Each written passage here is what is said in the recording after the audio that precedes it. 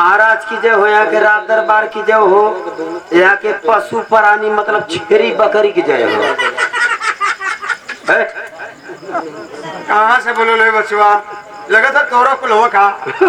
ये तो 3-5 को हम हमार छेरी बकरी मतलब हमके बाबा। अरे द्वारपाल की जय हो। यह बात यह खुश रहा बेटा। अरे बाबा भिखमंगा। अरे बेटा हम साधु हैं तो भिखमंगा ही है ना। भजन बहुत टाप गोला। कहा बेटा तोरे भजन पर कुछ दान दक्षिणा मिलल है, लेकिन जे ई दिहल और कहल कि कहिए बाबा से कि एगो और भजन सुनई है। सीख बचवा। आ भजन कौन कहल सुनावे के? क्या वो कहल कि हमन के गन्ना करस बाबा की ढोड़ी में जाता कि ना। ये कौन सी भजन है? ये भजन ही है बाबा। भजन है। भजन जानता है कैसे कहा जाता है? अरे हमके कुल मत पहाड़ा पढ़ावा। तो बेटा हमें एक भजन सुनाओ। और जो उनका होता है टीनी नी नी नी नी नी वो भजन रही है। हाँ वही भजन है। ये गन्ना के रस वाली यो भजन ही है। अक्का तो भजन सुनाओ तो के भजन जब गावत इला वैसे ने काटाली सुना दे वहाँ। सुनाओ बच्चा भजन सुनाओ। देखिए पैसा ना दे। अरे हम तुमसे पैसा थोड़ी मांग रहे हैं। भजन करना चला सुना। अरे चरर मरर करे चरपैया, अरे दला मुर्काई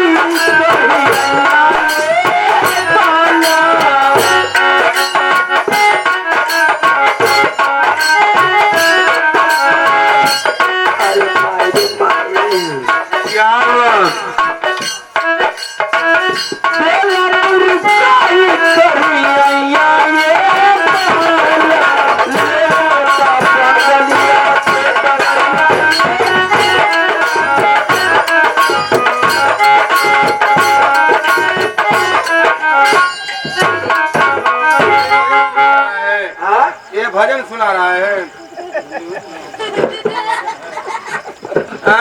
लियो तो बंगलियों से दवैया राजा करे मूर्ख। भजन हो होनी चाहिए कि जिस भजन में राम का नाम हो। ई बाबा तो के बतावे के चाहत रहल मंदिर में का भजन सुनो। हाँ 4 बजे समझे हो तुम।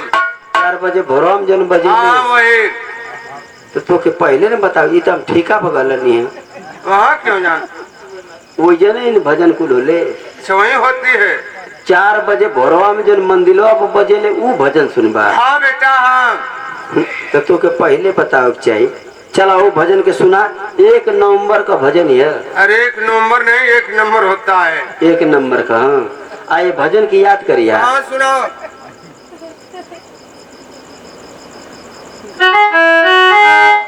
अरे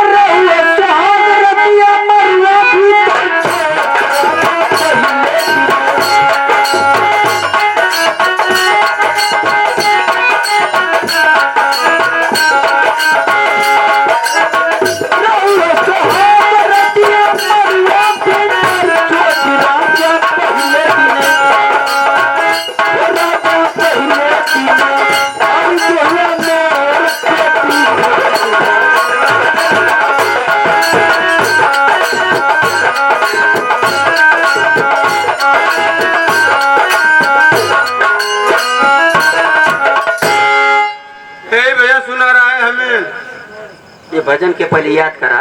क्या मैं इसे याद करूं? जब ने दुआरी पर जाके गई बा इतनी तोर सेवा हुई ना। सेवा कैसी सेवा? कब वो तनी सेवा ना भाई। अच्छा बतलाओ कैसी सेवा? जब ने दुआरे पर जाके भजन के शुरू करबा। अरे मरुआ भीतर चोट राजा पहले दिन 10 गो लाठी भरे आई। क्यों? सेवा करे खातिर। अरे फर्द हुआ मोर पेटीकोट राजा पहले दिन भाग लठिया पे गिरी एगो। अच्छा आ जब एगो गिरी तो कांटवा 120 पर धड़ाक दे जाई। आ दूसर की जहाँ गिरल जितनी मंगले रबा जो छोड़ देबा। आ तीसर की जहाँ गिरल तुरंत खड़ंजा पकड़ लेबा। क्यों? आ चौथकी में रफ्तार बनेबा, पांचवी में धरबा कुटी। ए भजन सुना रहे हो न लायक कहीं का। ज्यादा क्षमा करा, यह 4 बजे भोर में बजे ले। ये भजन सुना रहे हैं हमें। हर गलती माफ कदा। एठे काम से बोलौली है। कौन सा काम है बेटा बतलाओ। दुइये